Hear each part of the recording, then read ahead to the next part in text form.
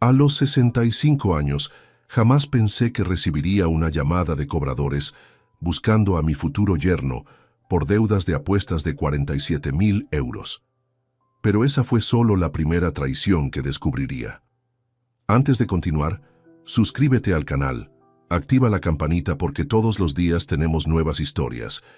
Deja tu like y cuéntanos en los comentarios desde qué ciudad nos estás viendo. Me llamo Esteban Morales Vega, tengo 65 años y durante décadas creí que había visto todo en la vida. Perdí a mi querida Isabel hace 5 años, dejándome solo con nuestra hija Sandra, de 32 años, quien se había convertido en el centro de mi universo. Trabajé durante 40 años como ingeniero civil, construyendo no solo edificios, sino también un patrimonio sólido que permitiera a mi familia vivir con dignidad. El 5 de marzo de 2024 comenzó como cualquier martes ordinario en mi oficina en el centro de Madrid. Había terminado de revisar unos planos cuando mi teléfono sonó a las 14:30. Al principio pensé que era otro cliente potencial, pero la voz al otro lado me heló la sangre. Señor Morales, soy de Cobros Express. Estamos buscando a Diego Ruiz Santamaría. Su número aparece como referencia en sus documentos. Diego, el prometido de mi Sandra. El hombre que supuestamente la haría feliz el próximo 20 de abril, fecha en la que habíamos planificado una boda de ensueño en el Palacio de los Sueños, con un presupuesto de 85.000 euros que yo estaba financiando completamente. ¿Qué tipo de cobranza?, pregunté, aunque algo en mi estómago ya me advertía que no querría escuchar la respuesta. Deudas de casas de apuestas online, señor. El monto actual es de 47.000 euros, con intereses acumulándose diariamente. ¿Puede contactarnos con él? Colgué el teléfono con las manos temblorosas. Durante un momento pensé que debía tratarse de un error, de una confusión de nombres. Diego trabajaba en una empresa de marketing, tenía un sueldo decente, conducía un coche nuevo. ¿Cómo era posible que tuviera semejantes deudas? Pero entonces recordé pequeños detalles que había ignorado. Las veces que lo había visto nervioso revisando su móvil durante las cenas familiares. Los comentarios extraños sobre inversiones online cuando le preguntaba sobre finanzas. La forma en que evitaba hablar de dinero cuando planificábamos los gastos de la boda. Esa misma tarde decidí investigar discretamente. Sandra había estado en casa el domingo anterior y recordé que había dejado algunos papeles sobre la mesa del comedor mientras revisábamos detalles de la boda. Entre esos documentos encontré extractos bancarios que ella había olvidado. Al revisarlos, mi corazón se hundió. Transferencias regulares a sitios web de apuestas, Bet365, William Hill, Wynn. Los montos eran astronómicos. En los últimos 6 meses, Diego había gastado más de 30.000 euros en apuestas online. Y lo peor de todo, muchas de esas transacciones se hacían con tarjetas adicionales de las cuentas de Sandra. Mi hija, mi niña preciosa, estaba financiando sin saberlo la adicción de su prometido. Esa noche no pude dormir. Me quedé despierto hasta las 4 de la madrugada, mirando al techo y tratando de procesar la información. Diego no solo tenía un problema grave de ludopatía, sino que además estaba usando a Sandra para alimentar su vicio. Recordé la conversación que habíamos tenido 3 semanas atrás, cuando me pidió que fuera el avalista de un préstamo para mejorar su situación crediticia antes del matrimonio. Yo había accedido sin dudar, confiando en él como el hombre que haría feliz a mi hija. Ahora entendía que todo había sido una estrategia calculada. El miércoles 6 de marzo desperté con una claridad dolorosa pero necesaria. Durante el desayuno, mientras bebía mi café con leche habitual, tomé una decisión que cambiaría todo. Tenía que confrontar a Sandra con la verdad, sin importar cuán dolorosa fuera. No podía permitir que mi hija se casara con un hombre que ya la estaba traicionando financiera y emocionalmente. El amor de padre me obligaba a actuar, incluso si eso significaba enfrentar su furia inicial. Preparé cuidadosamente todos los documentos que había encontrado, hice copias de los extractos bancarios y anoté los números de las empresas de cobranza. Si iba a tener esta conversación con Sandra, necesitaba pruebas irrefutables. Mientras organizaba todo en mi escritorio, una pregunta me atormentaba. ¿Cuánto más no sabía sobre Diego Ruiz Santamaría? La respuesta a esa pregunta llegaría muy pronto y sería mucho peor de lo que jamás había imaginado. El jueves 8 de marzo amaneció nublado sobre Madrid, como si el cielo anticipara la tormenta que estaba a punto de desatarse en mi familia. Había pasado 2 noches sin dormir, organizando cada documento, cada prueba que demostrara la realidad sobre Diego. A las 18:00 horas llamé a Sandra. «Papá, ¿qué tal?» Estaba revisando las últimas confirmaciones del catering con Diego. Su voz sonaba alegre, completamente ajena a lo que estaba por suceder. «Sandra, necesito que vengas a casa esta noche. Tenemos que hablar sobre algo muy importante relacionado con la boda». Hubo una pausa. «¿Pasó algo con el Palacio de los Sueños? ¿Algún problema con el menú?» «No es sobre los proveedores, hija. Es sobre Diego. Ven sola, por favor». El tono de mi voz debió alertarla porque inmediatamente se puso a la defensiva. «¿Qué pasa con Diego?» «Papá, espero que no vayas a empezar otra vez con tus comentarios sobre él». «Sandra, por favor, solo ven». A las 20:30 escuché las llaves de Sandra en la puerta. Había preparado café y dispuesto todos los documentos sobre la mesa del salón, organizados cronológicamente. Cuando entró, noté inmediatamente su expresión de preocupación mezclada con irritación. «Muy bien, papá. ¿De qué se trata todo este drama?», preguntó, dejando su bolso en el sofá donde solía sentarse cuando era niña, y me contaba sobre sus días en el colegio. «Siéntate, por favor». Señalé la silla frente a mí. «Lo que voy a mostrarte cambiará completamente tu perspectiva sobre el hombre con quien planeas casarte». Sandra rodó los ojos. «Dios mío, papá, ¿en serio? ¿Otra vez vas a intentar buscarle defectos a Diego?» «No estoy buscando defectos, Sandra. Los encontré por casualidad». Deslicé hacia ella el primer documento, el extracto bancario con las transacciones de apuestas. «¿Puedes explicarme qué significan estas transferencias?» Vi cómo su expresión cambió gradualmente mientras leía.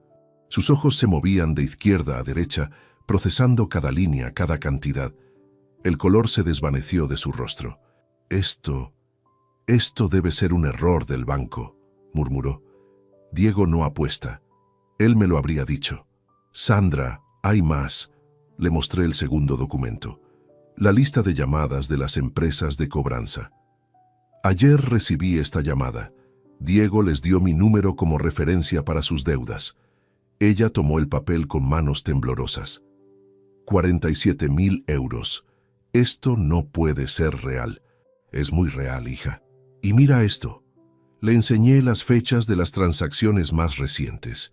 Muchas de estas apuestas se hicieron con tarjetas vinculadas a tus cuentas. Diego ha estado usando tu dinero para financiar su adicción. Sandra se levantó abruptamente, caminando hacia la ventana que daba al pequeño jardín donde Isabel solía cuidar sus rosas. «No, no, no. Esto es imposible. Diego y yo hablamos de todo. Él me habría contado si tuviera problemas económicos». «¿En serio? ¿Te contó sobre estas deudas cuando te pidió que abrieras cuentas conjuntas? ¿Te mencionó su problema de ludopatía cuando me pidió que fuera su avalista?» Se giró hacia mí con ojos brillantes de lágrimas contenidas. «Estás exagerando todo. Quizás jugó algunas veces online como todo el mundo. Eso no lo convierte en un adicto». «Sandra, en 6 meses ha perdido más de 30.000 euros. Eso no es jugar algunas veces. Eso es una enfermedad. Tú no lo conoces como yo», gritó. Y su voz me recordó a cuando tenía 15 años y defendía apasionadamente causas perdidas. «Diego es bueno, trabajador, me ama». Me levanté lentamente, acercándome a ella. «Por supuesto que te ama, Sandra, pero también ama más el juego. Y si se casa contigo sin resolver este problema, destruirá tu vida financiera y emocional». «¿Y qué propones que haga? ¿Que cancele mi boda a 6 semanas de la fecha porque mi padre paranoico encontró algunos extractos bancarios? Propongo que pospongas la boda por 6 meses.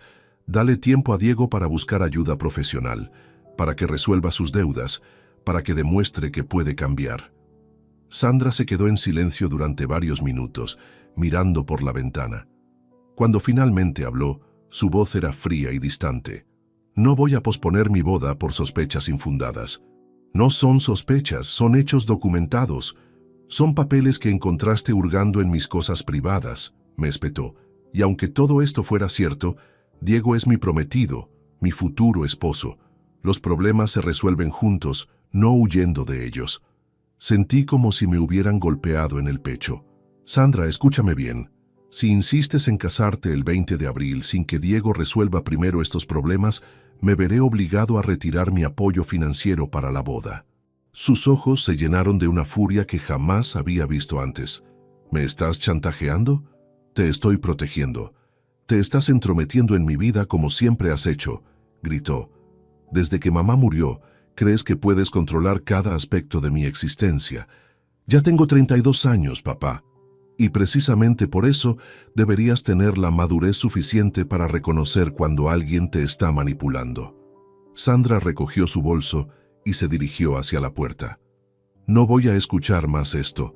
Diego y yo nos casaremos el 20 de abril, con o sin tu dinero. ¿Y cómo pagarán los 85,000 euros que faltan?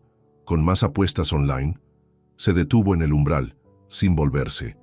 Encontraremos la manera. Sandra, por favor, solo te pido que hables con Diego sobre esto, que le muestres estos documentos.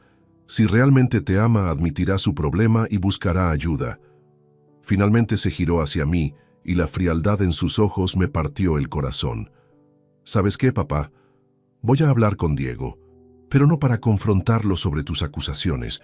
Voy a contarle cómo mi propio padre está tratando de sabotear mi felicidad a 6 semanas de mi boda. Y con esas palabras salió de mi casa, dejándome solo con los documentos esparcidos sobre la mesa y un silencio que pesaba como una lápida. No sabía entonces que acababa de encender la mecha de una bomba que explotaría 4 días después. Los 4 días siguientes fueron los más largos de mi vida. Después de que Sandra saliera furiosa de mi casa, no recibí ni una sola llamada suya. El silencio se había instalado entre nosotros como una barrera invisible pero impenetrable. Cada vez que tomaba el teléfono para llamarla, algo me detenía. Sabía que necesitaba tiempo para procesar la información, pero también temía lo que Diego pudiera estar diciéndole en mi ausencia. El viernes 9 de marzo, mi hermana Teresa me visitó en la oficina. A sus 62 años, Teresa siempre había sido mi confidente más cercana, especialmente después de la muerte de Isabel. Su intuición para leer a las personas era extraordinaria, y desde el primer día había mostrado reservas sobre Diego. «Esteban, tienes una cara terrible», me dijo mientras se sentaba frente a mi escritorio. «¿Qué pasó con Sandra?» Le conté todo. El descubrimiento de las deudas, la confrontación, la reacción defensiva de Sandra. Teresa escuchó en silencio, asintiendo ocasionalmente con expresión grave. «Sabía que algo no cuadraba con ese muchacho», murmuró cuando terminé. «¿Recuerdas la cena de Navidad? Cuando hablamos sobre la expansión de tu empresa, Diego hizo demasiadas preguntas sobre tus ingresos y propiedades. Me pareció calculador. ¿Por qué no me dijiste nada? Porque no tenía pruebas concretas, solo una sensación. Pero ahora que mencionas las apuestas...» Se detuvo, como si recordara algo importante. «Esteban, el mes pasado vi a Diego en el centro comercial Príncipe Pío. Estaba con una mujer rubia, muy joven. No era Sandra». Mi estómago se contrajo. «¿Estás segura?» «Completamente. Al principio pensé en acercarme a saludarlo, pero algo en su actitud me detuvo. La forma en que la tocaba, cómo la miraba, no era la manera en que un hombre comprometido debería comportarse con otra mujer. El lunes 12 de marzo decidí que había esperado suficiente. A las 10:00 de la mañana llamé a Sandra. Necesitaba saber si había hablado con Diego sobre las deudas, si habían buscado ayuda profesional, si al menos habían reconocido que existía un problema. «¿Qué quieres, papá?» Su voz sonaba fría, distante. «Quiero saber si hablaste con Diego sobre lo que te mostré el jueves». Hubo una pausa larga. «Sí, hablé con él». ¿Y?» Y me explicó todo. «Esas transacciones que viste no son apuestas, son inversiones en criptomonedas y trading online. Diego está tratando de generar ingresos adicionales para nuestro futuro». Sentí como si me hubieran abofeteado. Sandra, las empresas que lo están cobrando son casas de apuestas reconocidas. Bet365 no es una plataforma de criptomonedas. Tú no entiendes nada sobre finanzas modernas, explotó. Diego me mostró sus aplicaciones, sus estrategias de inversión. Todo está bajo control. Hija, por favor. No, papá, basta ya. Diego me contó que lo llamaste el viernes fingiendo ser un cliente potencial para hacerle preguntas sobre sus finanzas. ¿Es cierto eso? Me quedé mudo. Efectivamente, había llamado a la empresa donde supuestamente trabajaba Diego para verificar su puesto y salario. Sandra, solo quería confirmar, estás espiando a mi prometido. Estás tratando de destruir mi relación. Estoy tratando de salvarte de un error que arruinará tu vida. Mi vida es mía para arruinar si quiero, gritó. Y Diego no la va a arruinar porque me ama y yo lo amo a él. Algo que tú no puedes entender porque has estado solo y amargado desde que mamá murió. Sus palabras fueron como dagas. Isabel había sido el amor de mi vida y su ausencia seguía doliendo cada día. Pero usar su memoria como arma contra mí... Sandra, escúchame muy bien, dije manteniendo la calma con un esfuerzo sobrehumano. Te voy a dar una última oportunidad. Si Diego no busca ayuda profesional para su ludopatía antes del 20 de marzo, cancelaré todos los pagos relacionados con la boda. Los 85.000 euros que he invertido. ¿Me estás dando un ultimátum? Te estoy ofreciendo una salida digna antes de que sea demasiado tarde. ¿Y si me niego? Entonces tendrás que financiar tu propia boda. El silencio que siguió fue ensordecedor. Podía escuchar su respiración agitada a través del teléfono. No puedes hacerme esto, susurró finalmente. Puedo y lo haré. Tengo todos los contratos a mi nombre. Todos los pagos salen de mis cuentas. Si Diego no demuestra que está buscando ayuda real para sus problemas antes del 20 de marzo, retiró mi apoyo financiero completamente. Papá, por favor. 8 días, Sandra. Eso es todo lo que pido. 8 días para que busque ayuda profesional. Colgó sin decir adiós. Esa noche no pude cenar. Me quedé en mi estudio, mirando las fotos de Sandra cuando era niña. Recordé cuando tenía 8 años y se cayó de la bicicleta, llorando no por el dolor sino por la vergüenza de haberse caído delante de sus amigos. No pasa nada, princesa, le había dicho entonces. Los golpes duelen, pero nos enseñan a ser más cuidadosos. Ahora ella estaba a punto de sufrir un golpe mucho más duro y yo era el único que podía evitarlo. El martes y miércoles pasaron sin noticias. El jueves por la mañana mi teléfono sonó. Era un número que no reconocía. Señor Morales, soy Diego. Creo que tenemos que hablar. Su voz sonaba diferente, menos segura, más calculadora. Te escucho. Mire, Sandra está muy alterada por toda esta situación. No entiendo por qué está causando tanto drama por algo tan insignificante. ¿Insignificante? ¿47.000 euros de deudas de apuestas te parecen insignificantes? Eso no son apuestas, son inversiones. Diego, dejemos de jugar. Tengo los registros de las casas de apuestas. Sé exactamente en qué has gastado el dinero. Hubo una pausa larga. Cuando volvió a hablar, su tono había cambiado completamente. Está bien, quizás jugué un poco más de lo que debería, pero eso no significa que tenga un problema, y definitivamente no significa que vaya a lastimar a Sandra. Ya la estás lastimando. Estás usando sus cuentas para financiar tus apuestas. Esos son detalles técnicos. El dinero es nuestro, somos una pareja. No, Diego, aún no están casados. Y si las cosas siguen así, nunca lo estarán. ¿Me está amenazando? Te estoy dando la misma oportunidad que le di a Sandra. Busca ayuda profesional antes del 20 de marzo. Demuestra que estás tomando en serio este problema y todo seguirá según lo planeado. ¿Y si me niego? Entonces tendrás que explicarle a Sandra por qué su boda de 85.000 euros se convirtió en una ceremonia civil de 200 euros. Diego se rió, pero era una risa fría, calculada. Señor Morales, creo que está subestimando el amor que su hija siente por mí. Sandra ya me eligió a mí por encima de usted. ¿Realmente cree que va a cambiar de opinión por dinero? Espero que no tengas que averiguarlo. Oh, pero creo que sí lo averiguaré. Esa noche a las 23:47 recibí el mensaje que cambiaría todo para siempre. Era de Sandra y contenía solo una línea. Prefiero quedarme sin padre que perder a mi esposo. Mientras leía esas palabras una y otra vez, sentí como si algo se rompiera definitivamente en mi interior. No era solo la traición, era la comprensión de que Diego había ganado la primera batalla. Pero yo aún no había comenzado a pelear la guerra. Prefiero quedarme sin padre que perder a mi esposo. Esas 10 palabras brillaban en la pantalla de mi móvil como brasas ardientes. Eran las 23:47 del 12 de marzo de 2024 y acababa de recibir el golpe más devastador de mis 65 años de vida. Ni siquiera cuando los médicos me dijeron que Isabel no superaría el cáncer, sentí un dolor tan profundo y cortante. Me quedé inmóvil en mi sillón de cuero marrón, ese donde Isabel solía acurrucarse conmigo las noches de domingo mientras veíamos películas clásicas.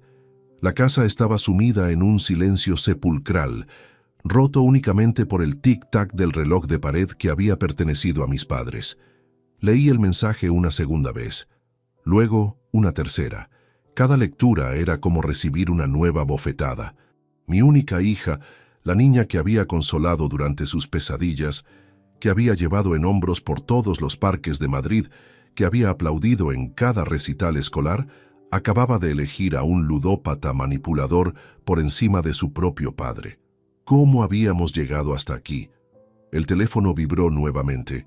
Por un momento esperanzado, pensé que Sandra había recapacitado, que me escribía para disculparse. Pero era otro mensaje más largo. Diego me explicó que estás celoso porque ya no soy tu niñita, que no puedes aceptar que otra persona sea más importante en mi vida. Tiene razón. Desde que mamá murió, me has tratado como si fuera tu esposa, no tu hija. Es enfermizo, papá. Necesitas ayuda psicológica, no nosotros. Mis manos temblaron mientras sostenía el dispositivo. Las acusaciones de Sandra eran como veneno inyectado directamente en mis venas. ¿Celoso? ¿Enfermizo? ¿Tratarla como esposa? Cada palabra era una daga envuelta en la crueldad que solo puede venir de alguien que conoce exactamente dónde atacar para causar el máximo daño. Me levanté del sillón con piernas vacilantes y caminé hacia la ventana que daba al jardín trasero. Bajo la luz amarillenta de las farolas municipales, pude ver las rosas de Isabel, ahora marchitas por el invierno, pero que en primavera volverían a florecer. Como cada año desde su muerte, había cuidado personalmente cada arbusto, regándolos con la misma dedicación que ella había puesto durante décadas. ¿Era cierto lo que Diego le había dicho a Sandra? ¿Había yo, en mi dolor por la pérdida de Isabel, proyectado sobre mi hija una dependencia emocional inadecuada? La duda se instaló en mi mente como un parásito, devorando mi seguridad interior. Pero entonces recordé los extractos bancarios, las llamadas de los cobradores, las cifras irrefutables. 47.000 euros en deudas de juego no eran fruto de mis celos o mi imaginación. Eran hechos concretos, documentados, verificables. A las 00:30 decidí que no podía seguir torturándome con dudas. Subí a mi despacho en el segundo piso y encendí la lámpara de escritorio. Durante los siguientes 4 horas, me dediqué a una tarea que jamás pensé que tendría que realizar: organizar meticulosamente cada documento, cada recibo, cada prueba de lo que había invertido en la felicidad de Sandra. Abrí el cajón inferior izquierdo de mi escritorio, donde guardaba todos los comprobantes relacionados con la boda. Había sido extremadamente organizado desde el principio, guardando cada factura, cada contrato, cada pago realizado. Isabel siempre se burlaba cariñosamente de mi obsesión por el papeleo, pero ahora esa manía se convertiría en mi salvación. Extendí todo sobre la amplia superficie de roble. 278 documentos perfectamente clasificados por fecha y proveedor. Palacio de los Sueños, 35.000 euros por el alquiler del salón y la decoración básica.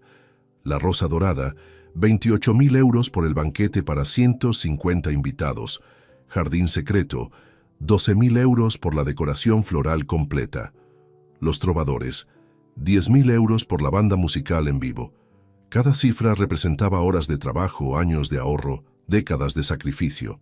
Recordé las horas extra que había trabajado durante los últimos 2 años, rechazando vacaciones y fines de semana libres para generar los ingresos adicionales que permitieran a Sandra tener la boda de sus sueños. A las 4:15 de la madrugada, terminé de catalogar todo. El total exacto era de 85.247 euros, sin contar el Mercedes-Benz clase C de 45.000 euros que había comprado como regalo de bodas y que estaba registrado a mi nombre hasta después de la ceremonia. Mientras organizaba los papeles en carpetas claramente etiquetadas, una calma extraña se apoderó de mí. Era como si cada documento fuera una pieza de armadura, protegiéndome contra las acusaciones y manipulaciones de Diego. Tenía pruebas irrefutables de mi generosidad, de mi amor paternal, de mi inversión total en la felicidad de Sandra. A las 6:00 en punto llamé a Teresa. Mi hermana respondió al tercer timbre, con voz somnolienta, pero inmediatamente alerta cuando escuchó mi tono. «Esteban, ¿qué pasó? ¿Estás bien?» «Teresa, necesito contarte algo. Sandra me mandó un mensaje anoche». Le leí textualmente ambos mensajes de Sandra. Al final, Teresa permaneció en silencio durante casi 1 minuto completo. «Dios mío», murmuró finalmente, «ese hombre realmente la tiene completamente manipulada». «¿Crees que estoy equivocado? ¿Que realmente soy un padre posesivo y celoso como dice Sandra?» «Esteban, te conozco desde hace 65 años. Eres muchas cosas.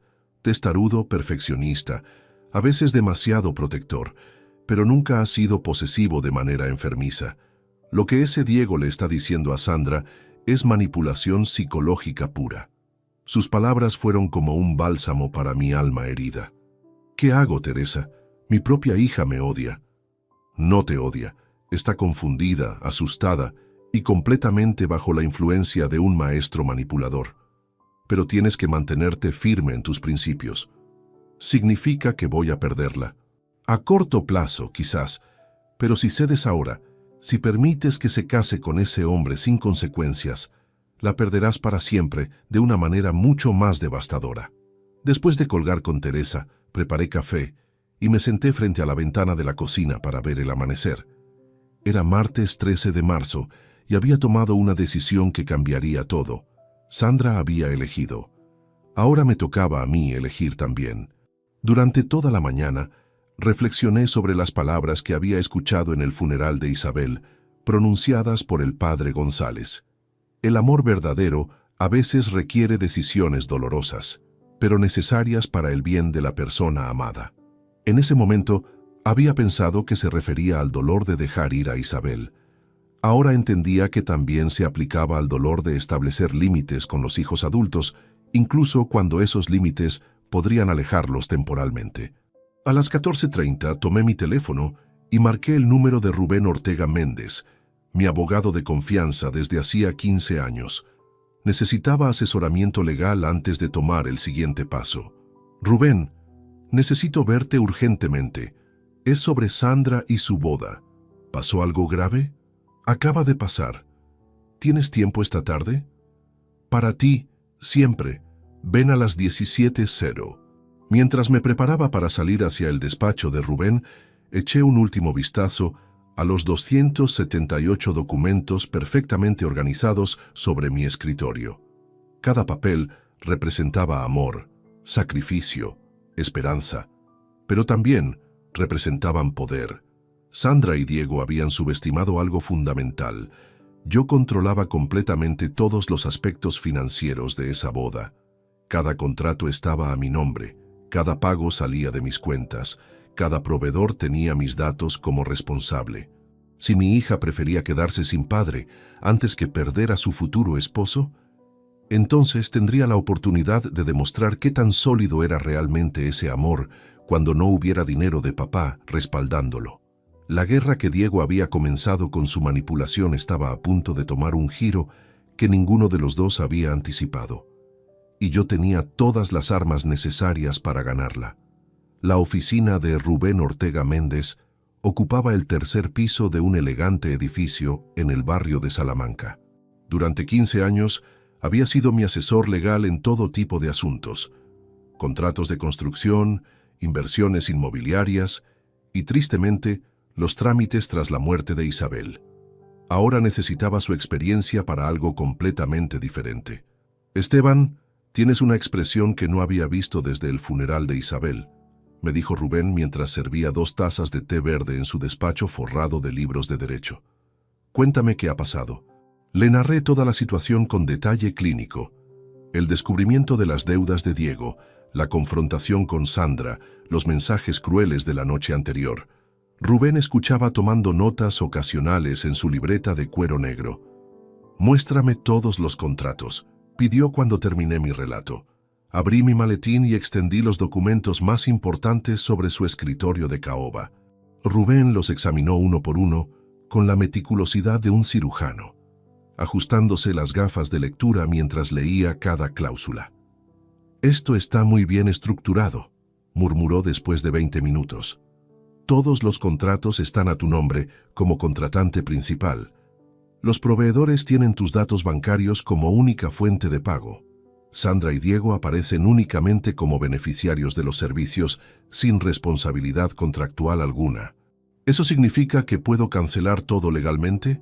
«Absolutamente, pero habrá consecuencias económicas». Rubén abrió una calculadora digital y comenzó a trabajar con las cifras. «Veamos. La boda está programada para el 20 de abril. Faltan 5 semanas y 2 días. La mayoría de contratos tienen cláusulas de cancelación escalonada». Me explicó detalladamente cada penalización. El Palacio de los Sueños cobraría 3.000 euros por cancelación con menos de 6 semanas de anticipación.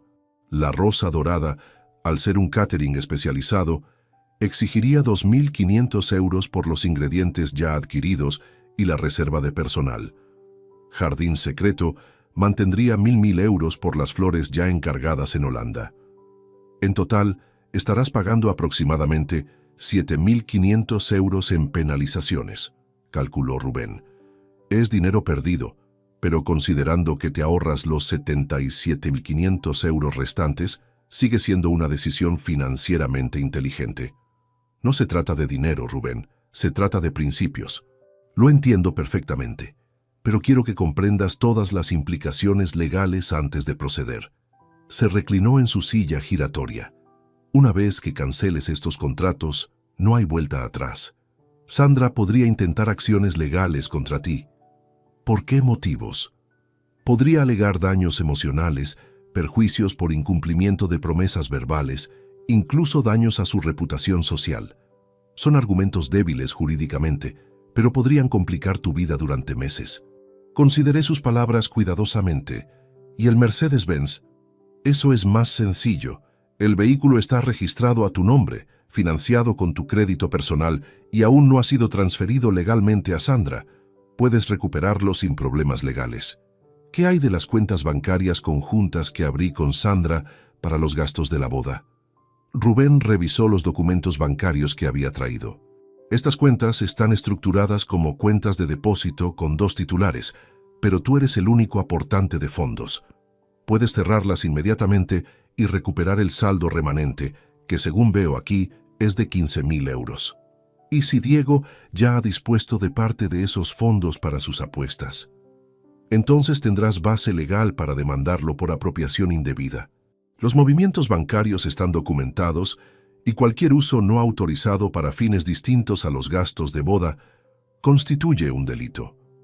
Rubén se levantó y caminó hacia la ventana que daba a la calle Serrano.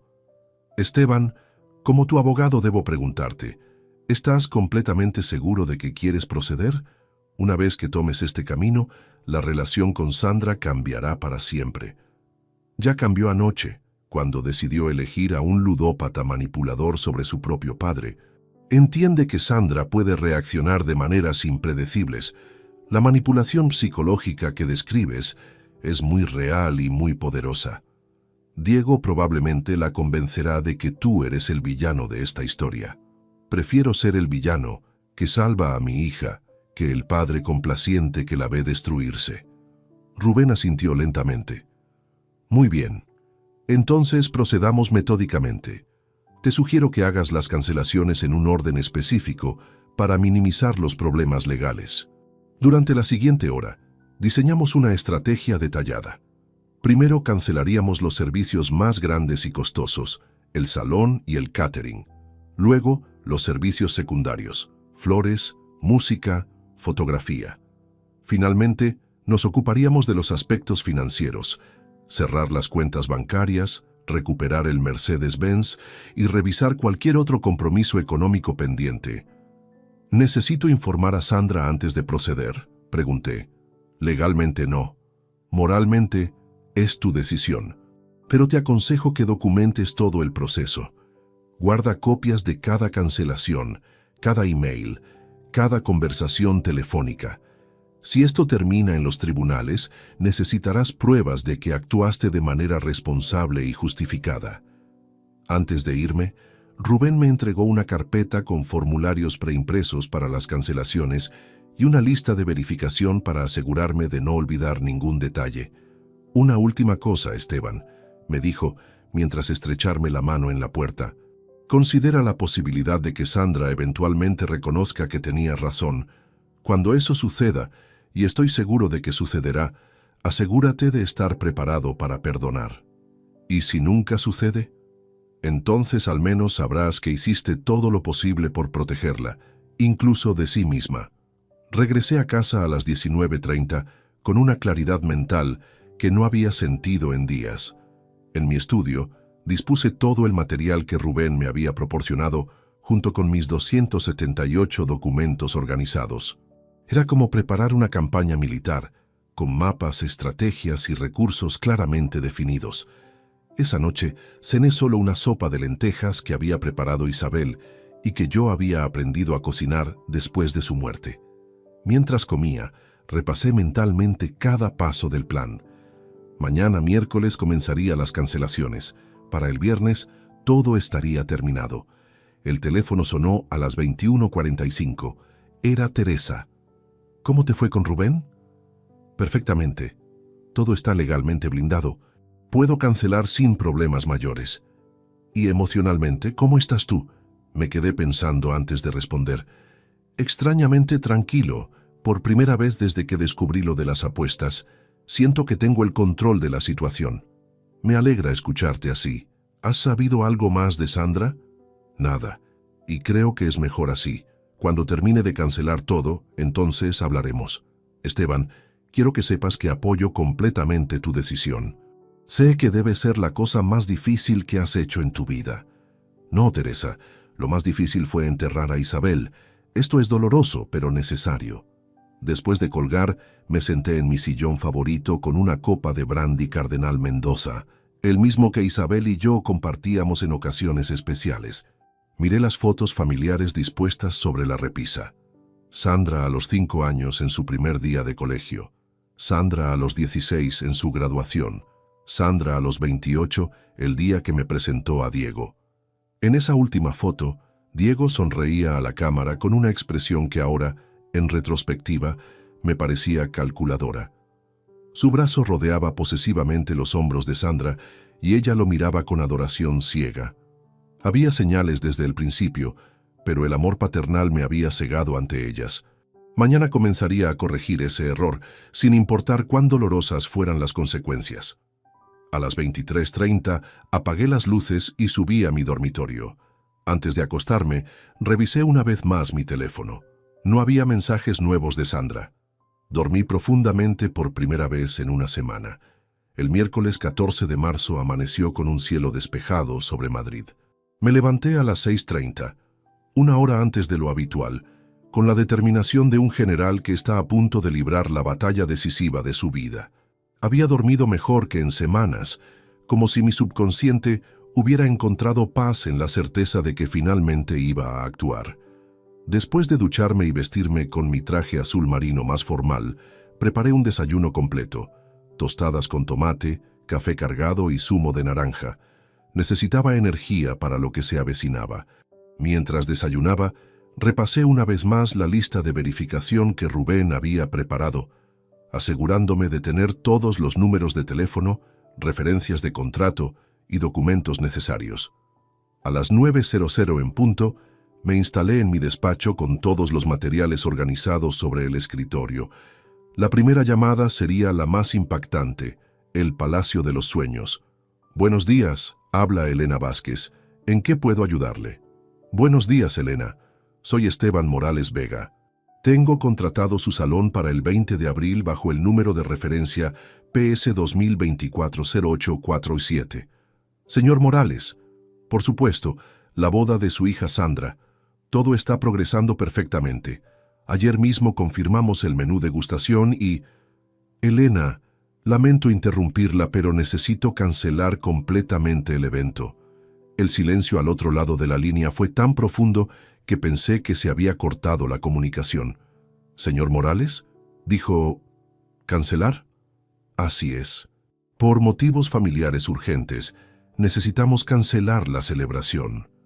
Pero señor, faltan solo 5 semanas. Hemos hecho pedidos especiales, contratado personal adicional, reservado proveedores exclusivos. Comprendo perfectamente las implicaciones, Elena. Estoy dispuesto a asumir las penalizaciones contractuales correspondientes». Elena me transfirió con el director comercial, Alejandro Ruiz, quien intentó durante 20 minutos convencerme de posponer en lugar de cancelar. Le expliqué educadamente, pero con firmeza, que la cancelación era definitiva e irrevocable. «Señor Morales, la penalización será de 3.000 euros, más el 15% de IVA. Son 3.450 euros que perderá completamente». «Entendido. ¿Cuándo puedo pasar a firmar la cancelación?» «Esta misma tarde, si quiere. Necesitamos formalizar todo cuanto antes para minimizar nuestras propias pérdidas». La segunda llamada fue a La Rosa Dorada. El chef propietario, Fernando Castillo, se mostró inicialmente incrédulo y luego visiblemente molesto. «Don Esteban, llevamos 2 semanas preparando ingredientes especiales para su banquete. Los mariscos están reservados desde Galicia. Hemos contratado 5 cocineros adicionales. Fernando, lamento profundamente los inconvenientes. Compensaré todos los gastos irrecuperables según nuestro contrato. Son 2.500 euros de penalización, más los ingredientes ya adquiridos que no podemos revender. En total, 4.200 euros. Cada cancelación era como recibir una puñalada, no por el dinero sino por la realidad de lo que estaba destruyendo. Cada proveedor representaba meses de planificación cuidadosa, ilusiones compartidas con Sandra, sueños de verla radiante el día más importante de su vida. La tercera llamada fue a Jardín Secreto. La florista, Carmen López, casi se echó a llorar cuando le comuniqué la cancelación. «Señor Morales, las peonías blancas que encargó su hija vienen directamente de Holanda. Las rosas de jardín están siendo cultivadas especialmente para crear el tono exacto que ella quería. Carmen, conserve las flores que pueda aprovechar para otros eventos. El resto cárguelo a mi cuenta. Son 1.000 euros de penalización, pero las flores especiales suman otros 800 euros. Lo siento mucho, pero no puedo absorber esas pérdidas». Para las 12:30 había completado las 6 llamadas principales. Cada conversación había sido más difícil que la anterior, no solo por las penalizaciones económicas, sino por la genuina consternación de personas que habían invertido tiempo y esfuerzo en hacer realidad lo que creían que era el sueño de una pareja enamorada. El total de penalizaciones ascendía a 7.650 euros, ligeramente superior a la estimación de Rubén, pero dentro de lo esperado. Durante la pausa para almorzar, recibí 3 llamadas perdidas de Sandra. No las respondí.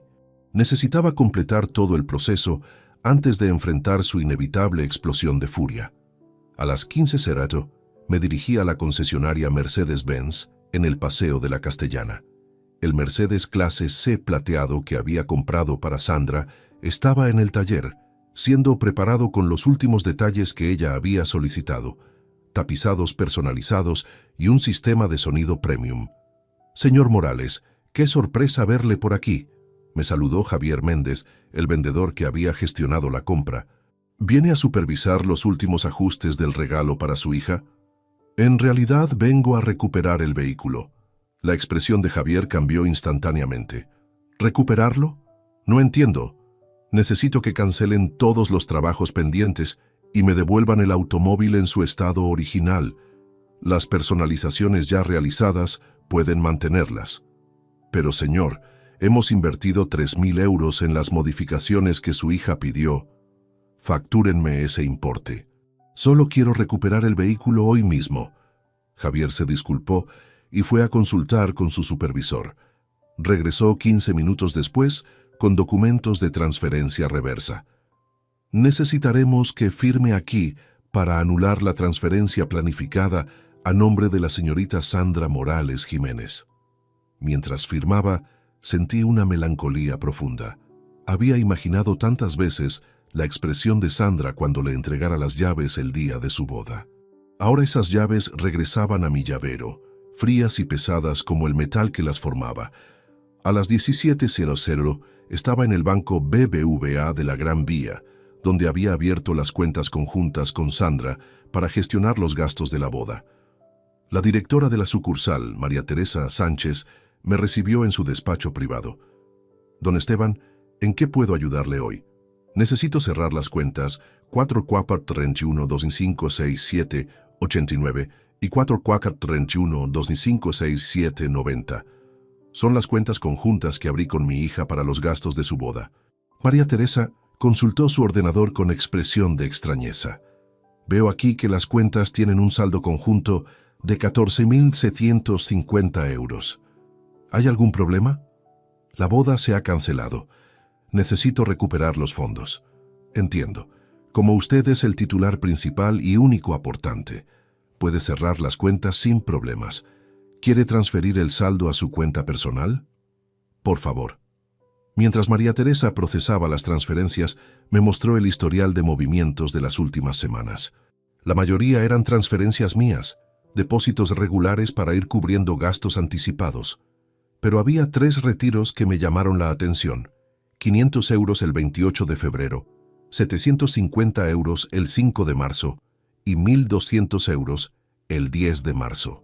¿Puede decirme quién autorizó estos retiros? Según el registro, fueron realizados por la señorita Sandra Morales, con su tarjeta de débito. Todos en cajeros automáticos de diferentes ubicaciones. Un escalofrío recorrió mi espalda. Las fechas coincidían exactamente con el periodo en que Diego había intensificado sus apuestas, según los extractos que había revisado. Sandra había estado retirando dinero de las cuentas de la boda para dárselo a Diego, probablemente sin saber para qué lo usaba realmente. A las 18:45 regresé a casa con todos los trámites completados. En mi escritorio dispuse los documentos de cancelación, organizados cronológicamente. Palacio de los Sueños, La Rosa Dorada, Jardín Secreto, Los Trovadores, Fotografía Artística Martín y el último, la devolución del Mercedes-Benz. El costo total de las cancelaciones había sido de 8.950 euros entre penalizaciones y gastos irrecuperables. Una cifra considerable, pero insignificante, comparada con los 77.000 euros que me había ahorrado. Más importante aún, había recuperado 750 euros de las cuentas conjuntas, aunque saber que Sandra había estado financiando inconscientemente las apuestas de Diego me generaba una amargura adicional. A las 19:30, mi teléfono comenzó a sonar insistentemente. Era Sandra. Esta vez decidí responder. «Papá, ¿qué has hecho?» Su voz era un grito desesperado que me perforó el corazón. «Hola Sandra, ¿cómo estás?» «No me vengas con cortesías. Elena del Palacio de los Sueños me llamó hace una hora. Me dijo que cancelaste todo». «Así es. Te di un ultimátum hasta el 20 de marzo. Han pasado 2 días y no he recibido ninguna confirmación de que Diego esté buscando ayuda profesional». «¡Estás loco! ¿Cómo pudiste hacer esto?» «Muy fácilmente. Todos los contratos estaban a mi nombre. Todos los pagos salían de mis cuentas. Era mi dinero financiando tu boda. Era nuestro dinero. Habíamos acordado que pagarías la boda. Y lo habría hecho con mucho gusto si tu futuro esposo no fuera un ludópata que está usando tus cuentas bancarias para financiar sus apuestas». Hubo un silencio mortal al otro lado de la línea. «Sandra, entre el 28 de febrero y el 10 de marzo, Retiraste 2.450 euros de las cuentas de la boda. ¿Sabes para qué usó Diego ese dinero? Eso no es cierto. Tengo los extractos bancarios aquí mismo. ¿Quieres que te lea las fechas y los importes exactos? El sonido de Sandra llorando me partió el alma, pero sabía que no podía ceder. Papá, por favor, la boda es en 5 semanas. No podemos cancelar todo ahora. Ya está cancelado, Sandra. Todo. El salón, el catering, las flores, la música, la fotografía, y también recuperé el Mercedes-Benz. No puedes hacerme esto. Ya te lo hice. Ahora tú y Diego tendrán que demostrar qué tan real es su amor cuando no hay dinero de papá respaldándolo. Colgué el teléfono con el corazón destrozado, pero la conciencia tranquila. La guerra había comenzado oficialmente. El jueves 17 de marzo comenzó con una calma engañosa. Había dormido sorprendentemente bien después de la llamada devastadora con Sandra, como si mi cuerpo hubiera encontrado alivio en la finalización de un proceso doloroso, pero necesario. Me levanté temprano, preparé mi café habitual y revisé el periódico mientras desayunaba, tratando de mantener una rutina normal en medio del caos emocional que había desatado.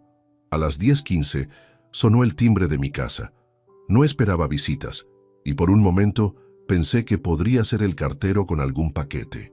Pero cuando abrí la puerta, encontré a Sandra parada en el umbral con los ojos hinchados de llorar y una expresión de desesperación que no había visto desde el día que le diagnosticaron cáncer a Isabel. «Papá, tenemos que hablar», murmuró con voz ronca. Detrás de ella, apoyado contra un taxi que esperaba con el motor encendido, estaba Diego. Su presencia me sorprendió porque esperaba que Sandra viniera sola, como solía hacer cuando necesitaba apoyo emocional de su padre. «Adelante», dije, haciéndome a un lado para dejarla pasar. «Diego puede esperar en el taxi». «No, papá, Diego viene conmigo. Es mi prometido y tiene derecho a estar presente en esta conversación». Observé a Diego mientras se acercaba a la puerta. Su expresión era una mezcla calculada de humildad fingida y desafío contenido. Llevaba puesta una camisa blanca arrugada y pantalones de vestir que parecían haber sido usados toda la noche. «Buenos días, señor Morales», dijo con una sonrisa que no llegaba a sus ojos. «Lamento mucho que hayamos llegado a esta situación». No respondí a su saludo. Simplemente me hice a un lado y los dejé entrar. En el salón, Sandra se sentó en el sofá donde solía acurrucarse cuando era niña y tenía pesadillas. Diego permaneció de pie detrás de ella, con las manos apoyadas en sus hombros en un gesto que me pareció más posesivo que protector. «Papá, no puedo creer que realmente hayas cancelado todo», comenzó Sandra. «Elena del Palacio me explicó que incluso pagaste las penalizaciones. 8.900 euros perdidos por completo. Es un precio pequeño comparado con lo que habría perdido si hubiera permitido que esta farsa continuara».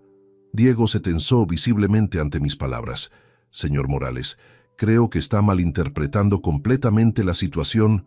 «¿Malinterpretando?», lo interrumpí. «Tengo documentos bancarios que demuestran que has gastado más de 40.000 euros en casas de apuestas en los últimos 6 meses. Tengo registros de llamadas de empresas de cobranza buscándote por deudas impagadas. ¿Qué exactamente estoy malinterpretando?». Sandra se inclinó hacia adelante, aferrándose a un último vestigio de esperanza. «Diego me explicó todo eso, papá. No son apuestas tradicionales. Es trading de divisas, inversiones en criptomonedas». «Sandra, Bet365 no es una plataforma de criptomonedas. William Hill no es una casa de cambio de divisas. Son casinos online, lisa y llanamente». Diego cambió su estrategia, adoptando un tono más conciliador. «Señor Morales, reconozco que he cometido algunos errores financieros, pero amo profundamente a Sandra y estoy dispuesto a buscar ayuda si eso es lo que necesita para recuperar su confianza. Ahora, después de que cancelé la boda, ¿estás dispuesto a buscar ayuda? A veces necesitamos un shock para darnos cuenta de la gravedad de nuestros problemas», respondió con una humildad que sonaba ensayada. Sandra se animó inmediatamente. «¿Ves, papá? Diego está dispuesto a cambiar. Podemos posponer la boda unos meses, él buscará tratamiento y todo volverá a la normalidad». La miré directamente a los ojos. «Sandra, ¿Sabes cuánto dinero retiraste de las cuentas de la boda entre febrero y marzo? Su expresión cambió instantáneamente. ¿Qué tiene que ver eso con 2.450 euros en 3 retiros separados? ¿Para qué usaste ese dinero? Sandra miró nerviosamente a Diego, quien le apretó los hombros en lo que supongo pretendía ser un gesto tranquilizador. Eran gastos personales nuestros, murmuró Sandra. Gastos personales o dinero que le diste a Diego para sus apuestas. Basta ya, explotó Diego, perdiendo finalmente la compostura. No voy a permitir que siga interrogando a Sandra como si fuera una criminal. No, Diego, Sandra no es la criminal aquí. Tú eres el que ha estado manipulándola psicológicamente, usándola financieramente y mintiendo sistemáticamente sobre tus adicciones. Usted no sabe nada sobre nuestra relación. Sé que le has hecho creer que su padre es el enemigo. Sé que la has aislado de su familia. Sé que la has convertido en tu fuente de financiación personal. Sandra se levantó abruptamente. Basta. Los dos. Basta ya. Se colocó entre Diego y yo, con lágrimas corriendo por sus mejillas. Papá, te lo suplico, nos casaremos en el registro civil si es necesario, pero no destruyas nuestra relación por dinero. No se trata de dinero, Sandra. Se trata de que Diego te está usando. Son me ama. ¿En serio? Entonces pregúntale sobre la mujer rubia con la que lo vieron en Príncipe Pío el mes pasado. El silencio que siguió fue ensordecedor. Sandra se giró lentamente hacia Diego, cuyo rostro había perdido todo el color. ¿De qué está hablando?, susurró Sandra. Diego tartamudeó. No sé de qué habla. Debe ser una confusión. Teresa lo vio claramente, Diego, con una mujer joven, rubia, comportándose de manera muy íntima. Sandra se tambaleó como si hubiera recibido un golpe físico. Diego, es cierto. Sandra, tu padre está inventando cosas para separarnos. No estoy inventando nada. Saqué mi teléfono y marqué el número de Teresa. Pregúntale tú misma. Pero Sandra no necesitó esa confirmación. Algo en la expresión de Diego, en su incapacidad para negarla rotundamente, le dijo todo lo que necesitaba saber. Dios mío, murmuró, llevándose las manos a la boca. Todo era mentira. Todo. Diego intentó acercarse a ella. Sandra, déjame explicarte. No me toques, gritó alejándose de él como si fuera venenoso. Se giró hacia mí con una expresión de dolor tan profunda que me recordó al día que le dijimos que su madre no se recuperaría. Papá, yo no sabía. Él me dijo que tú... Lo sé, hija, lo sé. Diego vio que la situación se le escapaba de las manos completamente. Su máscara de humildad se desplomó, revelando la verdadera naturaleza que había estado ocultando. Sandra, si realmente me amas, saldremos de aquí ahora mismo. Tu padre nunca va a aceptar nuestra relación, sin importar lo que yo haga. Sandra lo miró como si lo viera por primera vez. ¿Esa es tu respuesta? Después de que acaba de acusarte de engañarme y usar mi dinero para apostar, tu padre está manipulando la situación. Mi padre pagó 85.000 euros por nuestra boda. Mi padre me regaló un Mercedes-Benz. ¿Cómo es eso manipulación? Porque usa su dinero para controlarte. Y tú usaste mi dinero para apostar. La discusión escaló rápidamente. Diego comenzó a mostrar el temperamento agresivo que había estado ocultando, elevando la voz y haciendo gestos amenazantes. Sandra retrocedió instintivamente, y por primera vez pude ver miedo real en sus ojos cuando miraba al hombre con quien había planeado casarse.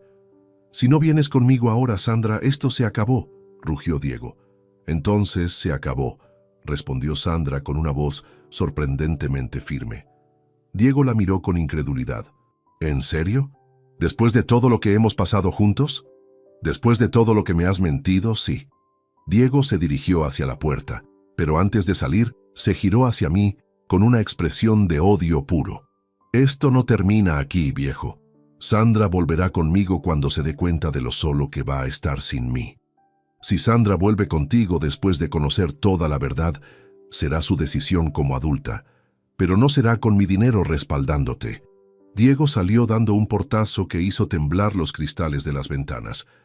Sandra se desplomó en el sofá, llorando de una manera que no había visto desde que era una niña pequeña. Me senté a su lado, y por primera vez en semanas, ella no se alejó cuando la abracé. Papá, lo siento mucho. Tienes razón en todo. Soy una idiota. No eres idiota, Sandra. Fuiste manipulada por un experto. Pero debería haberme dado cuenta. Las señales estaban ahí. El amor nos ciega a veces, pero lo importante es que ahora puedes ver claramente. Permanecimos abrazados durante largo rato, mientras Sandra lloraba no solo por Diego, sino por la pérdida de todos sus sueños sobre el futuro que habían construido juntos.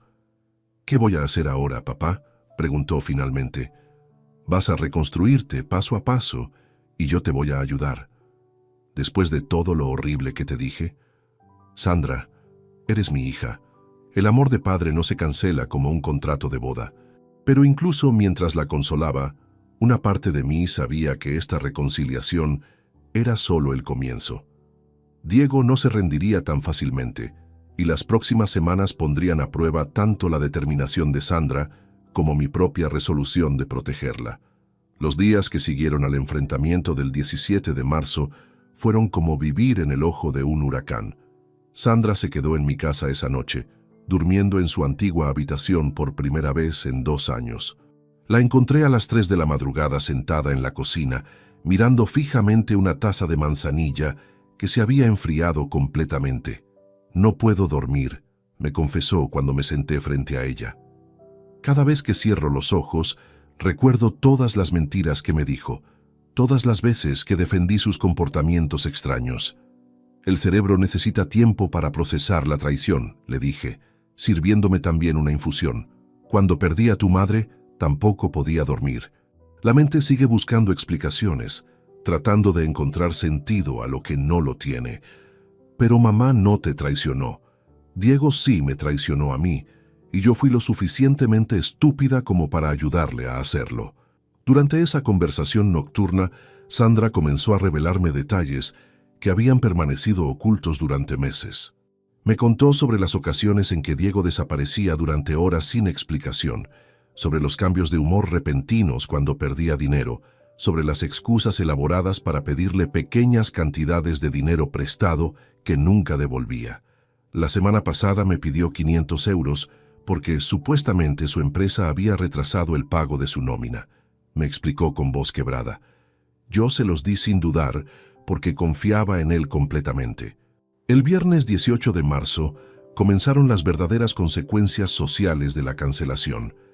El teléfono no dejaba de sonar con llamadas de familiares, amigos y conocidos que habían recibido noticias fragmentadas sobre lo ocurrido.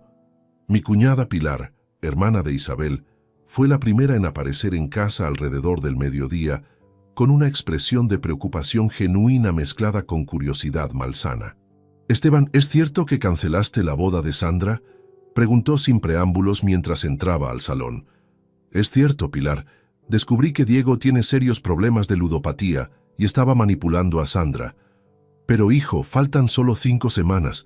¿No pudiste esperar hasta después de la boda para resolver esos problemas?». Esa actitud, lamentablemente, sería típica de muchas personas en los días siguientes.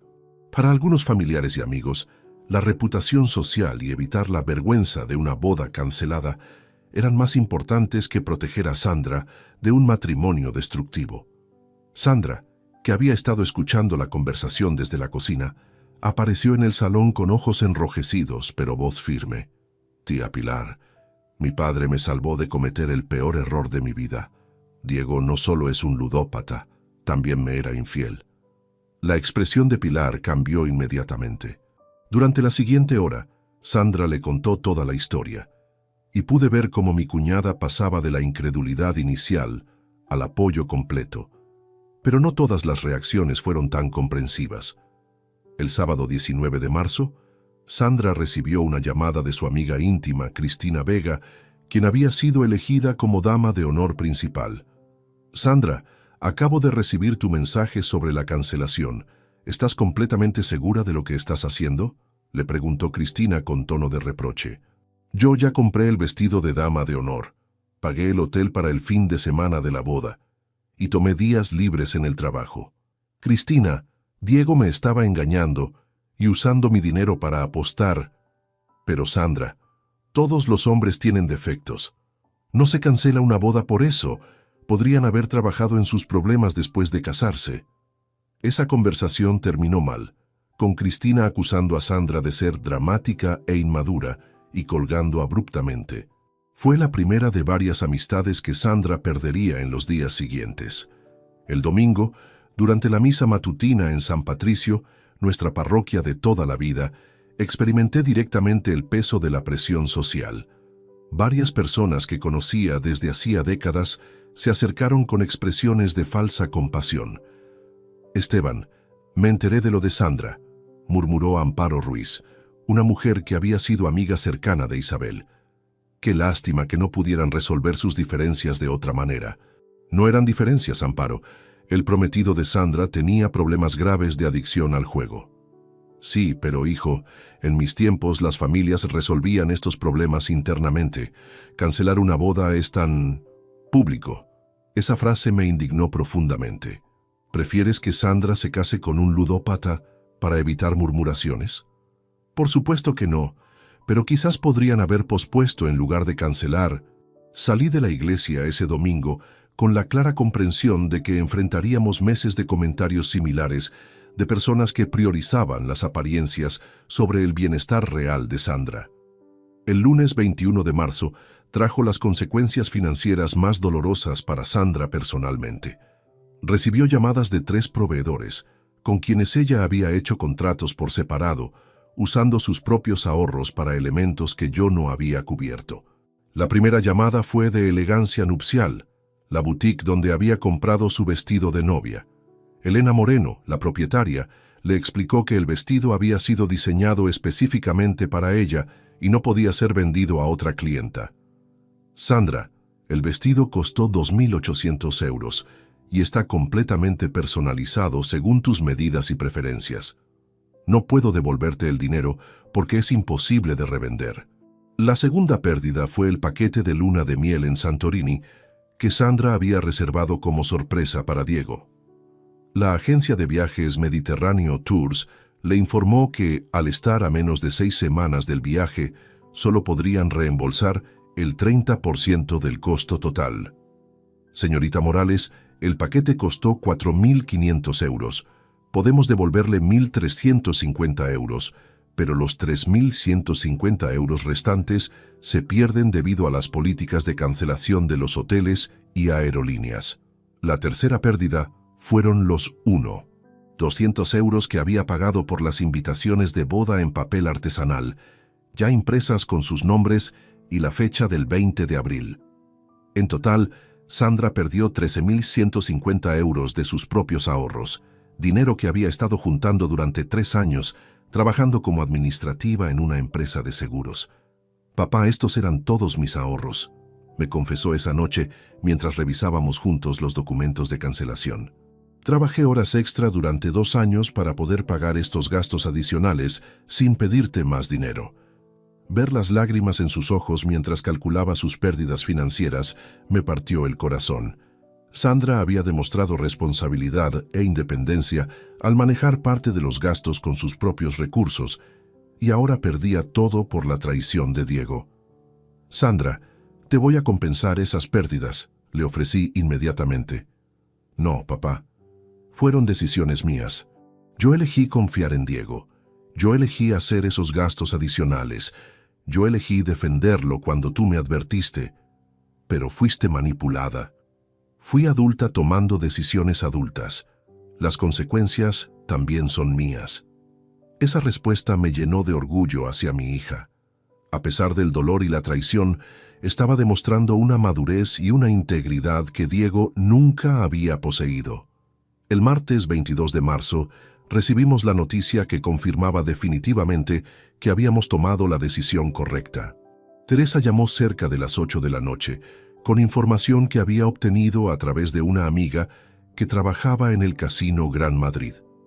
«Esteban, necesitas saber esto». Mi amiga Carmen revisó discretamente los registros de Diego en el casino.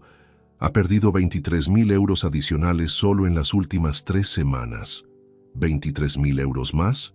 Sí, Y lo peor es que aparentemente había prometido liquidar esas deudas con el dinero de la boda después del 20 de abril. Sandra, que había escuchado la conversación, se quedó pálida. Eso significa que planeaba usar el dinero de los regalos de boda para pagar sus deudas de juego. Exactamente.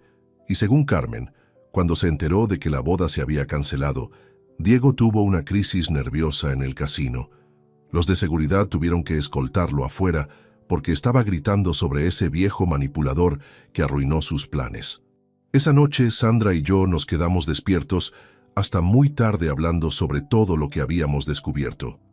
Cada nueva revelación confirmaba que Diego no solo había sido un novio mentiroso, sino un depredador financiero que había visto en nuestra familia una oportunidad de oro para resolver sus problemas económicos.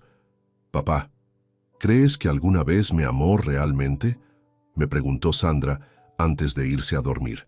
«Creo que Diego ama la idea de tener acceso a una vida cómoda, sin responsabilidades.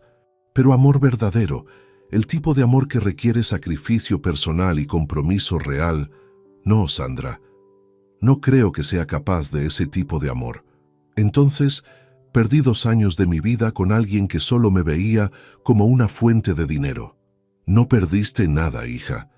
Aprendiste algo invaluable sobre tu propia fortaleza y sobre la importancia de confiar en tu instinto cuando algo no se siente bien». Mientras Sandra subía a su habitación, yo me quedé en el salón reflexionando sobre las últimas semanas.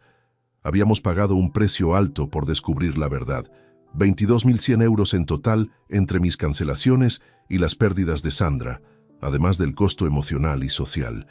Pero comparado con lo que habría pasado si Sandra se hubiera casado con Diego, era una inversión pequeña en su futuro y su dignidad.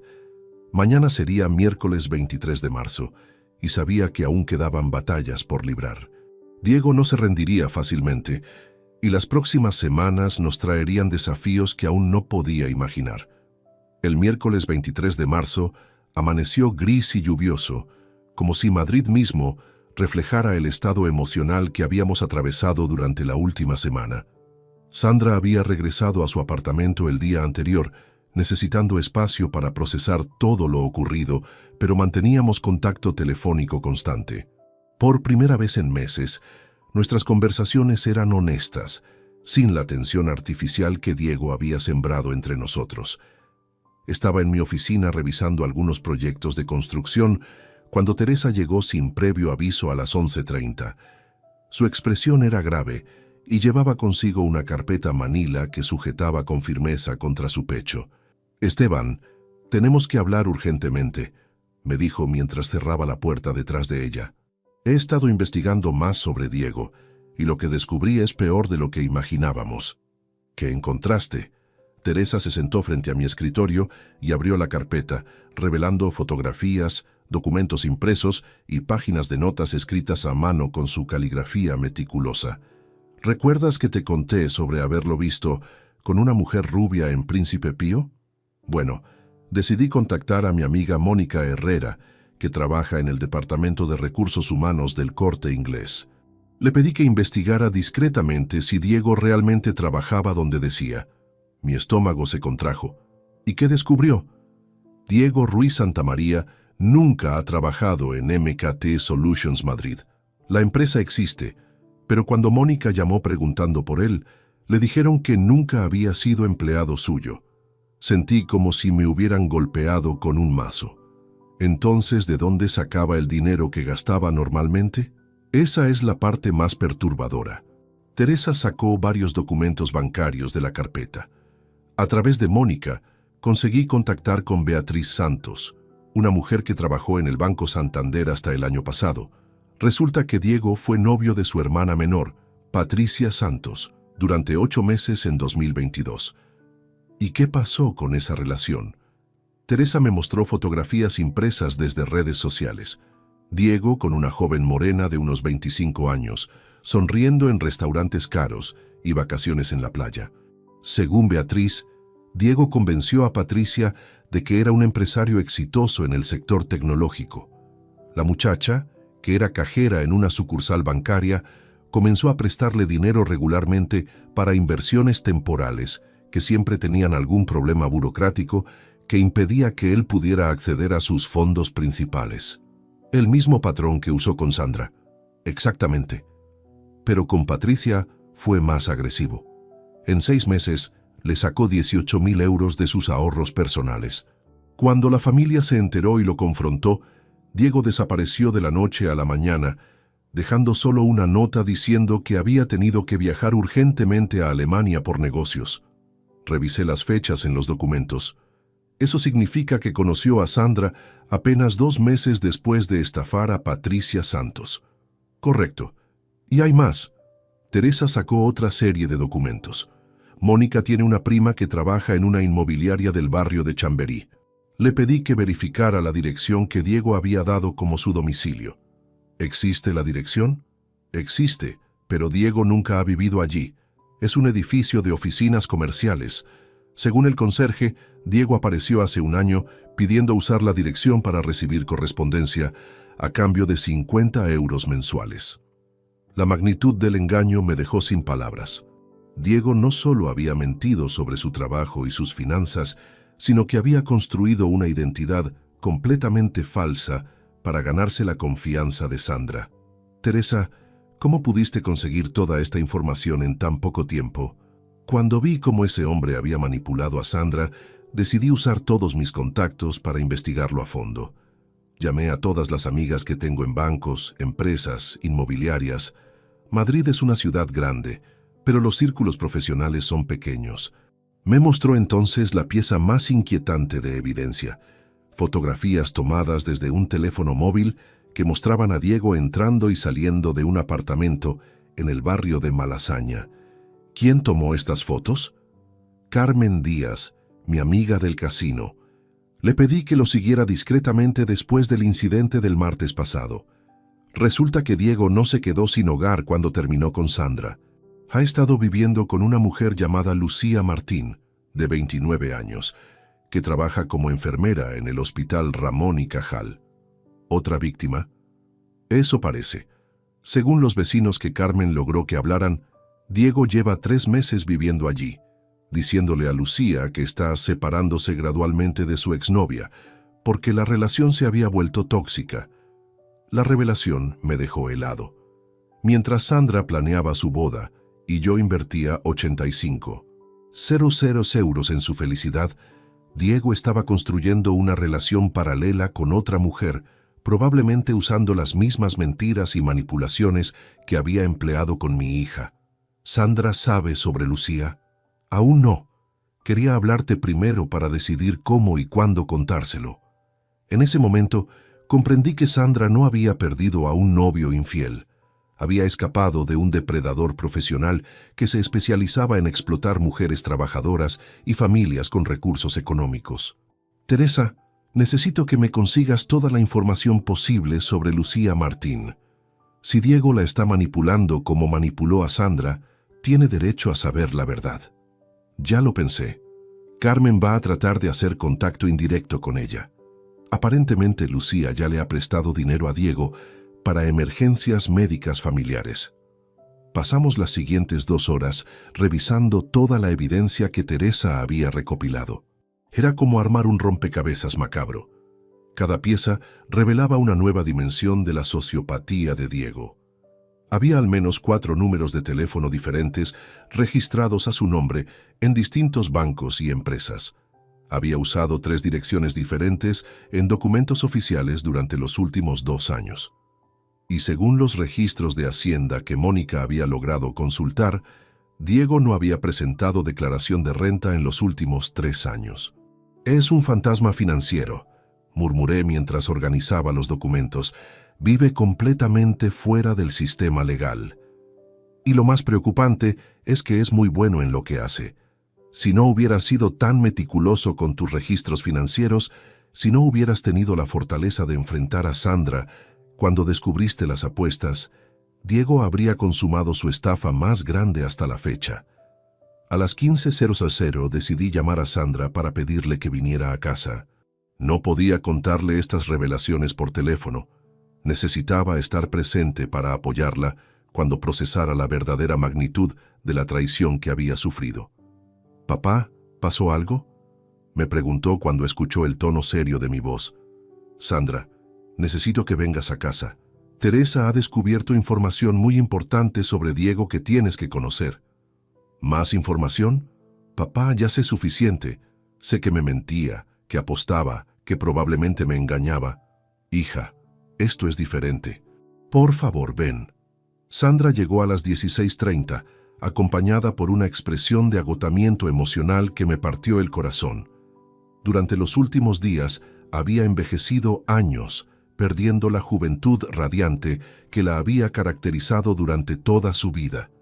Teresa le presentó la información gradualmente, comenzando con las mentiras sobre el trabajo y la dirección, continuando con la historia de Patricia Santos y finalmente revelando la existencia de Lucía Martín. Observé el rostro de Sandra mientras procesaba cada revelación. Primero incredulidad, luego dolor, después furia y finalmente una calma extraña que me preocupó más que cualquier otra reacción. Entonces nunca me amó, dijo con voz plana cuando Teresa terminó. Ni siquiera un poquito, era solo otro trabajo para él. Sandra. No, papá, está bien, necesitaba escuchar esto. Se levantó y caminó hacia la ventana, mirando el jardín donde Isabel solía trabajar. Durante 2 años compartí mi cama, mi dinero, mis sueños con un hombre que probablemente se reía de mí cada noche. No te tortures con esos pensamientos. ¿Sabes lo que más me duele? Se giró hacia nosotros con lágrimas en los ojos, pero voz firme. Que yo le conté todo sobre mamá, sobre cómo había sido su muerte, sobre mis miedos y mis esperanzas. Le abrí mi alma completamente y él lo usó todo como información para manipularme mejor. Teresa se acercó a ella y la abrazó. Sandra, eres una mujer buena que confió en la persona equivocada. Eso no te hace estúpida, te hace humana. ¿Qué hacemos con la información sobre Lucía?, preguntó Sandra después de varios minutos de silencio. Esa decisión es tuya, le respondí. Podemos contactar con ella para advertirle, o podemos mantener la información privada. Sandra reflexionó durante largo rato. Quiero hablar con ella. Si Diego la está estafando como me estafó a mí, tiene derecho a saberlo. Nadie debería pasar por lo que yo pasé. Esa respuesta me llenó de orgullo hacia mi hija. A pesar de su propio dolor, estaba pensando en proteger a otra mujer de sufrir el mismo engaño. ¿Estás segura? Podría ser una conversación muy difícil. Papá, durante 2 años Diego me hizo creer que yo era especial, que era la mujer de su vida. Si Lucía está escuchando las mismas mentiras, merece conocer la verdad antes de que sea demasiado tarde. Esa noche, mientras Teresa organizaba el contacto con Lucía a través de Carmen, yo reflexioné sobre la transformación de Sandra durante las últimas semanas. La mujer ingenua que había defendido ciegamente a Diego había evolucionado hacia alguien más fuerte, más sabia, más consciente de su propio valor. Diego había intentado destruir a mi hija, pero inadvertidamente había forjado en ella una fortaleza que nunca habría desarrollado de otra manera. Sin embargo, sabía que aún faltaba el capítulo final de esta historia, y tenía la sensación de que Diego no desaparecería silenciosamente como había hecho con Patricia Santos. Esta vez había perdido demasiado dinero potencial, y los hombres como él no aceptan la derrota fácilmente. La guerra estaba lejos de terminar. El viernes 25 de marzo comenzó con una llamada inesperada que cambiaría definitivamente el rumbo de los acontecimientos. Eran las 8:45 de la mañana cuando mi teléfono sonó con un número desconocido. Al responder, escuché una voz femenina temblorosa y desesperada. «Señor Morales, soy Lucía Martín. Creo que necesitamos hablar sobre Diego». Mi corazón se aceleró inmediatamente. Teresa había logrado hacer contacto indirecto con ella a través de Carmen, pero no esperaba que Lucía tomara la iniciativa de llamarme directamente. «Buenos días, Lucía. ¿Qué ha pasado?» Anoche Diego llegó a casa completamente enloquecido, gritando sobre usted y Sandra. Rompió varios objetos de mi apartamento y me dijo cosas terribles sobre su familia.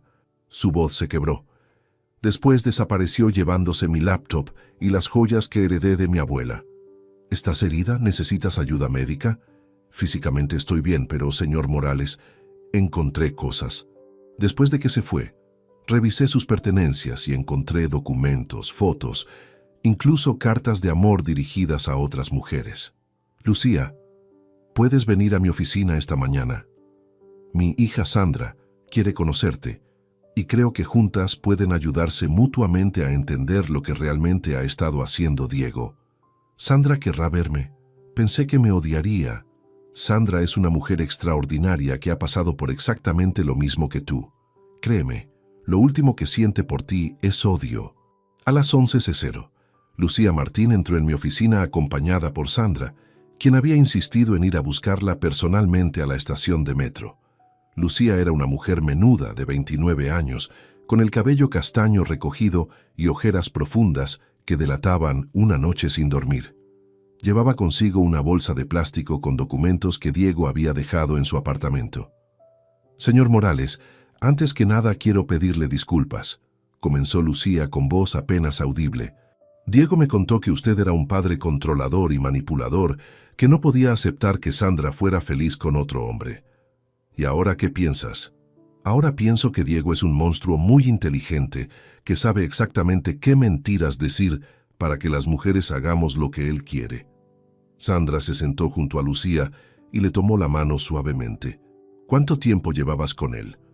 4 meses oficialmente, pero ahora me doy cuenta de que probablemente llevaba más tiempo planeando acercarse a mí. Lucía abrió su bolsa y comenzó a sacar documentos. Trabajo en el Hospital Ramón y Cajal, y Diego aparecía frecuentemente en la cafetería del hospital. Decía que visitaba a un tío enfermo, pero ahora creo que me estaba estudiando.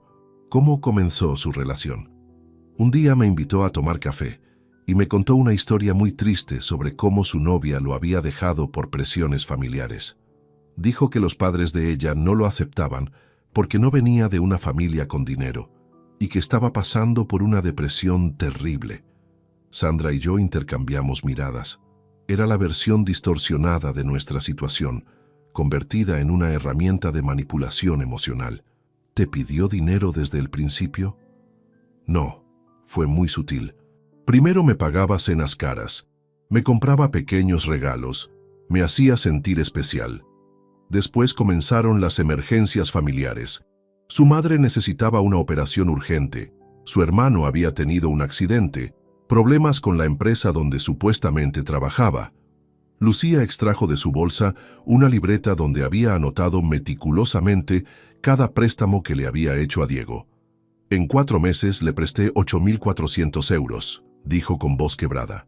Todo el dinero que había ahorrado durante 2 años para comprar un coche. Sandra la abrazó espontáneamente. Lucía, yo perdí 13.000 euros de mis propios ahorros, más otros 2.400 que retiré de las cuentas de la boda para dárselos sin que mi padre se enterara. ¿En serio? ¿A ti también te pidió dinero constantemente? Sí, pero era muy inteligente. Nunca eran cantidades enormes de una vez. 50 euros aquí, 200 allá, 500 por una emergencia. Al final sumas todo y te das cuenta de que has estado financiando su adicción al juego durante meses. Lucía entonces nos mostró la evidencia más perturbadora que había encontrado. Un cuaderno donde Diego llevaba un registro detallado de sus objetivos financieros con diferentes mujeres. Encontré esto escondido en el fondo de mi armario, dijo mientras abría el cuaderno. Hay listas con nombres de mujeres, sus trabajos, sus situaciones familiares, y al lado una estimación de cuánto dinero podría sacar de cada una. Mi sangre se heló cuando vi la página dedicada a Sandra. Diego había anotado: Sandra Morales, 32 años, administrativa, padre viudo con dinero, potencial boda 80.000, 100.000 euros, objetivo a largo plazo. En la página siguiente estaba la información de Lucía. Lucía Martín, 29 años, enfermera, sin familia cercana, ahorros estimados 10, 0 euros, vulnerable emocionalmente.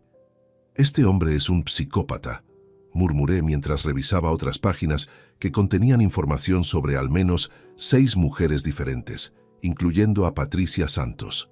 Hay más, dijo Lucía con voz temblorosa.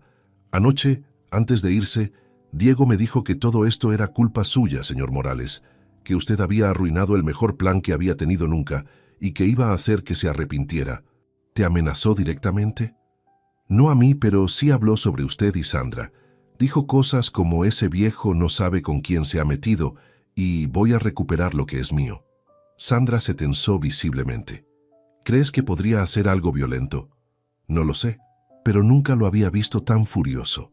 Rompió mi televisor, tiró todos los platos al suelo y cuando traté de calmarlo, me gritó que me callara porque las mujeres estúpidas como yo habíamos arruinado todo. Decidí inmediatamente que era momento de involucrar a las autoridades. Llamé a comisaría y reporté las amenazas, el robo de las pertenencias de Lucía y proporcioné toda la evidencia documental que habíamos recopilado sobre las estafas de Diego. El inspector Javier Moreno llegó a mi oficina a las 15:30 y tomó declaración detallada tanto a Sandra como a Lucía. Cuando vio el cuaderno con los objetivos financieros, su expresión se volvió muy seria. Señoras, esto es evidencia de un patrón criminal sistemático. Diego Ruiz no es simplemente un novio mentiroso, es un estafador profesional que se especializa en fraude romántico. ¿Pueden arrestarlo?, preguntó Sandra. Con esta evidencia, sí, pero primero tenemos que encontrarlo. ¿Alguna de ustedes sabe dónde podría estar ahora? Lucía negó con la cabeza. Se llevó todo lo que tenía en mi apartamento. Creo que planeaba desaparecer completamente. Pero el inspector Moreno nos explicó algo que no habíamos considerado. Hombres como Diego raramente abandonan una situación donde han invertido tanto tiempo y esfuerzo sin hacer un último intento por recuperar lo perdido. En mi experiencia, estos estafadores profesionales no desaparecen silenciosamente cuando pierden una oportunidad grande. Se obsesionan, se vuelven impredecibles y a menudo cometen errores que los exponen completamente. Esa predicción resultaría profética. El domingo 27 de marzo, Sandra recibió 15 llamadas perdidas de Diego entre las 2:00 y las 5:00 de la madrugada. Cuando finalmente respondió al teléfono, se encontró con un Diego irreconocible. Su voz era áspera, parecía bajo la influencia de alcohol o drogas y alternaba entre súplicas desesperadas y amenazas veladas. Sandra, mi amor, todo esto ha sido un malentendido terrible, comenzaba Diego con voz pastosa. Tu padre me ha tendido una trampa, ha manipulado las evidencias para separarnos. Diego, es inútil. Sé la verdad sobre Patricia, sobre Lucía, sobre todo. Esas mujeres no significan nada. Tú eres la única que me importa. Podemos irnos a otro país, empezar de nuevo. No quiero volver a verte nunca. Tu padre me debe 80.000 euros, gritó súbitamente. Prometió pagar una boda y ahora tiene que cumplir. Si no, voy a demandarlos por daños y perjuicios. Sandra colgó, pero Diego siguió llamando obsesivamente durante toda la madrugada. El lunes por la mañana encontramos a Diego acampado frente a mi oficina, sucio, desaliñado y claramente perturbado mentalmente.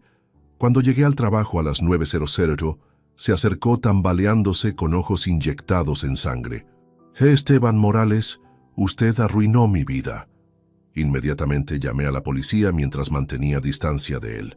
Diego continuó gritando acusaciones incoherentes sobre conspiraciones familiares y dinero robado hasta que llegaron los agentes. Cuando intentaron arrestarlo, Diego finalmente reveló su verdadera naturaleza. Se resistió violentamente, insultó a los policías y gritó que iba a quemar todo si no recuperaba su dinero de la boda. Fue arrestado por alteración del orden público, amenazas y resistencia a la autoridad. En sus bolsillos encontraron las joyas robadas de Lucía y una lista manuscrita con direcciones de mi casa, mi oficina y el apartamento de Sandra. El martes 29 de marzo, el inspector Moreno nos informó que Diego había confesado parcialmente durante el interrogatorio, admitiendo haber estafado a varias mujeres, pero insistiendo en que todas sabían en qué se estaban metiendo. ¿Qué va a pasar ahora?, preguntó Sandra.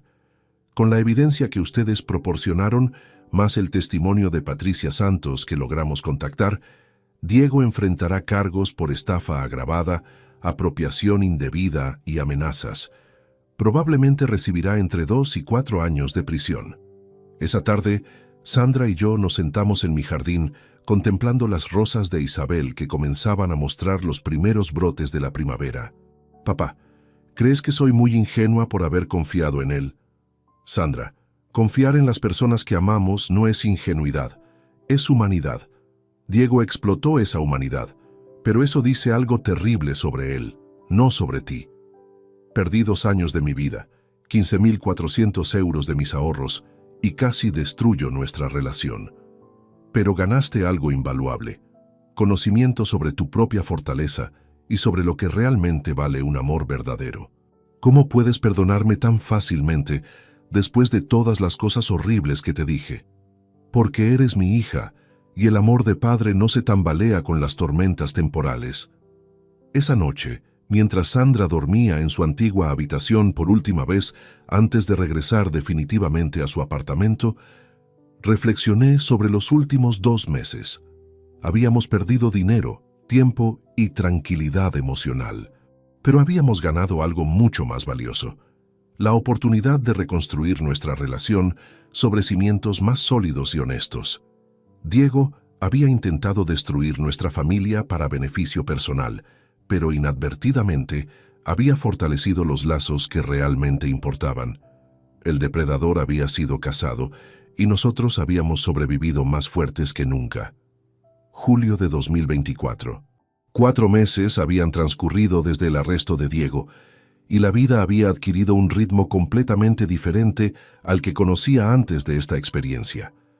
Me encontraba sentado en la terraza de mi casa una tarde de sábado, observando cómo el sol dorado se filtraba entre las hojas del roble centenario que Isabel había plantado cuando Sandra era apenas una niña. La transformación no había sido inmediata ni fácil. Los primeros días después del arresto de Diego fueron extraños, llenos de un silencio que no sabía si era paz o vacío. Sandra había regresado a su rutina laboral, pero ambos necesitábamos tiempo para procesar todo lo acontecido y redefinir quiénes éramos después de esta tormenta. Mi primer paso hacia la renovación personal llegó de manera inesperada. El 15 de abril, exactamente 5 días antes de lo que habría sido la fecha de la boda cancelada, recibí una llamada de Carlos Vega, un antiguo compañero de la universidad que había perdido de vista hacía más de una década. Esteban, me enteré por casualidad de lo que pasaste con Sandra, me dijo Carlos durante nuestra primera conversación telefónica en años. Quiero que sepas que admiro mucho la valentía que tuviste para enfrentar esa situación. ¿Valentía? A veces pienso que simplemente fue terquedad. No, amigo. Conozco padres que habrían cerrado los ojos ante las señales evidentes solo para evitar conflictos familiares. Lo que hiciste requirió mucho coraje. Carlos me invitó a acompañarlo a una actividad que jamás había considerado: fotografía urbana. Cada domingo por la mañana, un grupo de jubilados y profesionales maduros se reunían en diferentes barrios de Madrid para capturar la vida cotidiana de la ciudad a través del lente de sus cámaras. Mi primera sesión fue en el Parque del Retiro, el domingo 21 de abril. Llevaba conmigo una cámara digital básica que había comprado años atrás para documentar proyectos de construcción, pero que rara vez usaba para propósitos creativos. La fotografía te enseña a ver el mundo de manera diferente, me explicó María Santos, una viuda de 58 años que se había unido al grupo después de perder a su esposo por COVID-19. Cuando miras a través del visor, te obligas a enfocar tu atención en el presente momento, no en el pasado o el futuro. Esas palabras resonaron profundamente en mí. Durante meses, había estado atrapado entre el dolor del pasado reciente y la ansiedad sobre el futuro de mi relación con Sandra. La fotografía se convirtió en mi ancla al presente. Mis primeras imágenes fueron torpes, composiciones desequilibradas, exposiciones incorrectas, enfoques imprecisos. Pero gradualmente, domingo tras domingo, comencé a desarrollar un ojo más agudo para capturar momentos significativos. Un anciano alimentando palomas junto al estanque, una pareja joven compartiendo churros en un banco, niños corriendo tras burbujas de jabón que brillaban como pequeños arcoíris. En mayo, Sandra notó el cambio en mi actitud durante una de nuestras cenas semanales, una tradición que habíamos establecido para reconstruir gradualmente nuestra comunicación. «Papá, tienes una energía diferente últimamente», observó mientras compartíamos paella en mi cocina. «Es como si hubieras encontrado algo que te hace genuinamente feliz». «La fotografía me ha dado una nueva perspectiva sobre muchas cosas», le confesé. «Cuando estás detrás de la cámara, aprendes que la belleza a menudo se encuentra en lugares inesperados, incluso en situaciones que inicialmente parecen caóticas o dolorosas». Sandra sonrió con una calidez que no había visto en sus ojos desde antes de conocer a Diego. «¿Te refieres a nuestra situación?» «Entre otras cosas, sí. Durante meses vi nuestra crisis como una tragedia familiar. Ahora la entiendo como una oportunidad de crecimiento que ninguno de nosotros habríamos elegido, pero que ambos necesitábamos». Mi segunda actividad renovadora llegó a través de Carlos, quien también pertenecía a un club de ajedrez llamado Peón de Oro, ubicado en un local acogedor del barrio de Malasaña. Los martes y jueves por la tarde, hombres y mujeres de todas las edades se reunían para jugar partidas, analizar estrategias y disfrutar de conversaciones que iban mucho más allá del tablero. «El ajedrez es el deporte más democrático que existe», me explicó Andrés Ruiz, un profesor retirado de 71 años que se había convertido en mi mentor no oficial. «No importa tu edad, tu condición física o tu situación económica, solo importa cómo piensas y cómo planificas». Las primeras semanas fueron humillantes. Perdí partida tras partida contra oponentes que parecían ver 5 movimientos por delante mientras yo apenas lograba planificar el siguiente. Pero gradualmente, mi juego mejoró y, más importante aún, mi capacidad de análisis estratégico se agudizó. «¿Sabes qué me gusta de tu estilo de juego?», me comentó Andrés después de una partida particularmente reñida en junio. «Eres muy paciente. No te apresuras a atacar. Prefieres construir posiciones sólidas y esperar el momento adecuado para actuar». Supongo que eso refleja cómo manejé la situación con Sandra, reflexioné.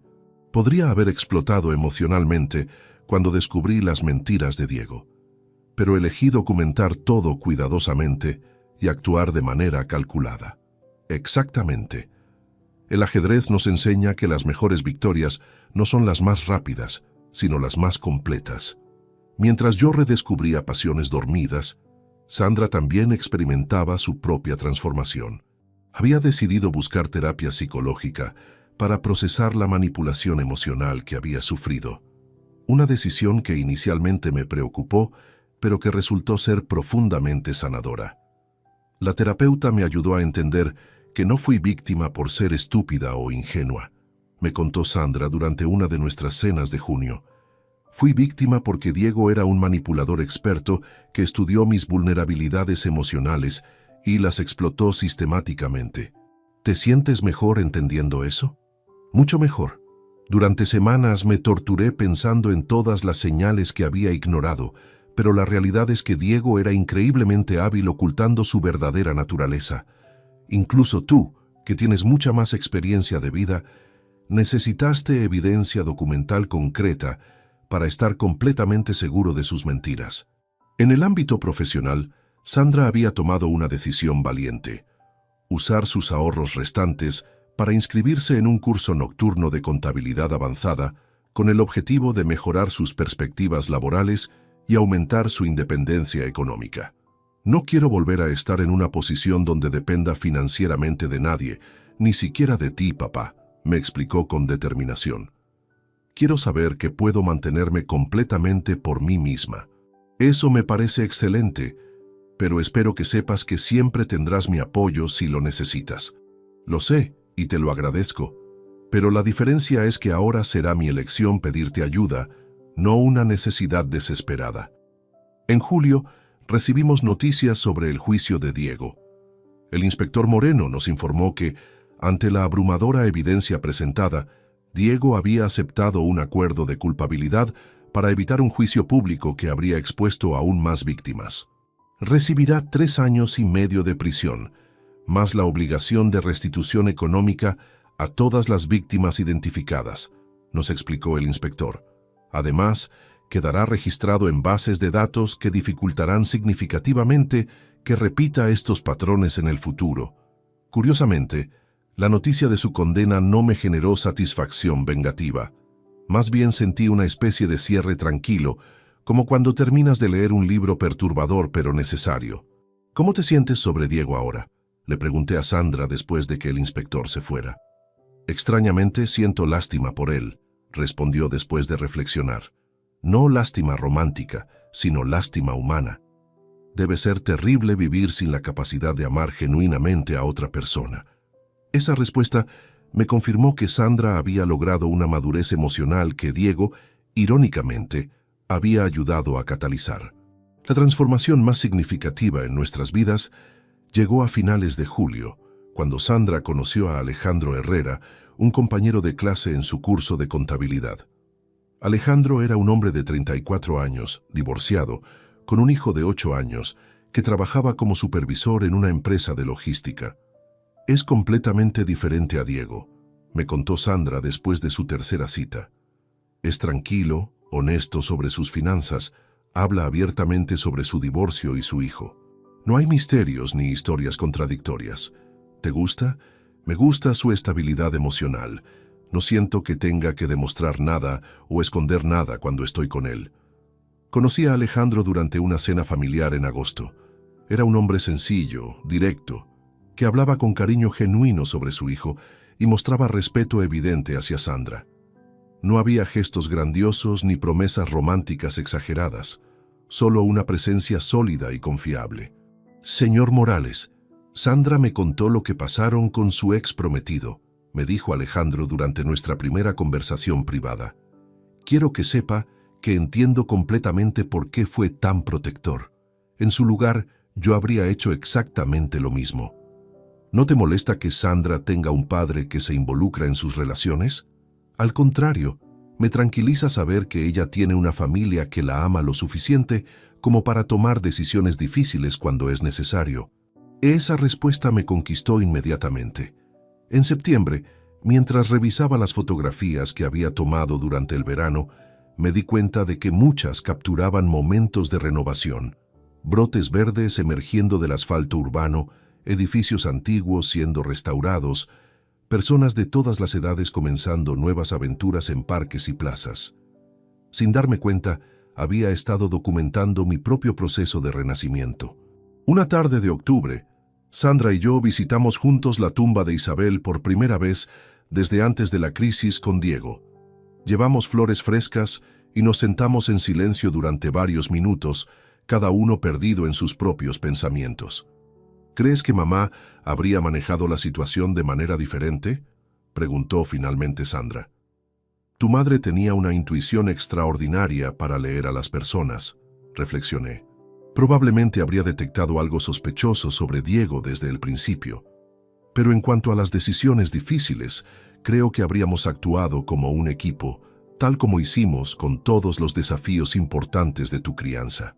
¿Crees que ella estaría orgullosa de cómo manejamos esto? Miré la lápida de mármol donde estaba grabado el nombre de Isabel, junto con una frase que habíamos elegido juntos. El amor verdadero trasciende el tiempo. Creo que estaría orgullosa de que aprendimos a diferencia entre amor y manipulación, entre generosidad y explotación, entre unidad familiar y dependencia tóxica. Ahora, mientras escribo estas reflexiones en mi diario personal, puedo afirmar con certeza que los meses más difíciles de nuestras vidas se convirtieron paradójicamente en los más transformadores. Perdimos 35.150 euros entre cancelaciones, penalizaciones y ahorros personales de Sandra. Perdimos 2 años de planificación ilusionada y meses de paz emocional. Perdimos la confianza ciega en que las buenas intenciones siempre producen buenos resultados. Pero ganamos algo invaluable: la sabiduría de reconocer la diferencia entre amor auténtico y manipulación experta, la fortaleza para tomar decisiones dolorosas pero necesarias, y la comprensión profunda de que proteger a quienes amamos a veces requiere ser el villano temporal de sus historias. Sandra se ha convertido en una mujer más fuerte, más independiente y más consciente de su propio valor. Yo he redescubierto pasiones que creía perdidas para siempre y he encontrado una comunidad de amigos genuinos en personas que jamás habría conocido sin esta crisis. Nuestra relación padre-hija, que Diego intentó destruir para su beneficio personal, emergió más sólida y honesta que nunca. A los 65 años, aprendí que nunca es demasiado tarde para reinventarse, para encontrar nuevas fuentes de alegría, para construir amistades significativas basadas en intereses compartidos, en lugar de obligaciones familiares. Diego Ruiz Santamaría nos enseñó, sin pretenderlo, que el amor verdadero a veces requiere guerra, que la generosidad sin límites puede convertirse en complicidad con el abuso y que los depredadores emocionales solo pueden operar en la oscuridad del secreto familiar. Al final, el hombre que intentó robarnos nuestro dinero, nuestra paz y nuestra unidad familiar terminó regalándonos la oportunidad de descubrir quiénes éramos realmente cuando se quitaban todas las ilusiones y se revelaban todas las verdades. Si pudiera enviar un mensaje a otros padres que enfrentan situaciones similares, sería este: confíen en sus instintos, documenten todo cuidadosamente y nunca permitan que el miedo al conflicto temporal los disuada de proteger el bienestar a largo plazo de sus hijos. Porque al final, como dice la inscripción en la tumba de Isabel, el amor verdadero trasciende el tiempo, las crisis e incluso las traiciones más dolorosas. Y ese amor, cuando es genuino, siempre encuentra la manera de triunfar. Si te gustó esta historia, dale like al video, suscríbete al canal y comparte tus impresiones en los comentarios. Para escuchar la próxima historia, haz clic en la caja de la izquierda. Gracias por vernos.